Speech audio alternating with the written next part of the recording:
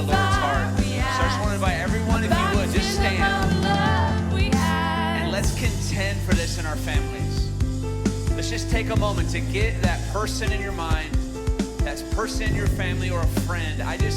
This is so dear to the Lord's heart that we would be without offense towards our brothers and sisters, especially in this season. So I just want us to go back into this.